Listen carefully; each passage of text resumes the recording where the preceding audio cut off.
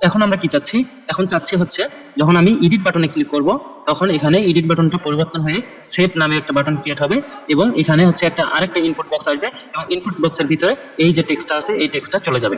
এটা করার জন্য আমরা এখানে আরেকটা ভেরিয়েবল নেব, নাম নেব হচ্ছে এডিট বাটন, এডিট বাটন এবং এখানে ডিভ এলিমেন্টের ভিতরে কোয়ারি সিলেক্টরের মাধ্যমে সিলেক্ট করব। এখানে নাম দেব হচ্ছে এডিট বাটন ডিটেইল।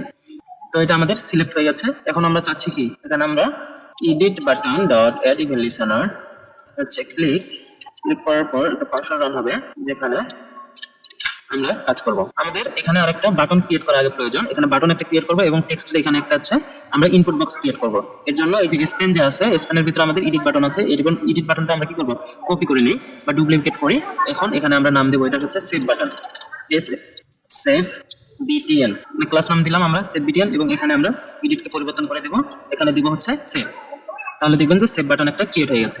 কিন্তু এটা দেখেন যে সিএসএস টা এখানে লেখা নেই, আমরা সিএসএস টাও অ্যাড করে দেব। এখানে সিএসএস টা অ্যাড করার জন্য আমরা style.css ফাইলে যাব এবং এই যে ডিলিট বাটন আছে এটাকে আমরা কপি করব, ডুপ্লিকেট করে এখানে আমরা ডিলিট বাটনের পরিবর্তে এখানে সেভ বাটন লিখে দেব, সেভ বাটন। তাহলে দেখবেন যে এখানে স্টাইল অটোমেটিক হয়ে গেছে এবং আমরা ইনিশিয়াল অবস্থায় চাচ্ছি যে ডিলিট বাটনে ক্লিক করার পর সেভ বাটন আসবে, প্রথম অবস্থায় আসবে না। এর জন্য আমরা এখানে ডিসপ্লে নান করে দেব, ডিসপ্লে নান, তাহলে এখানে দেখা যাবে না।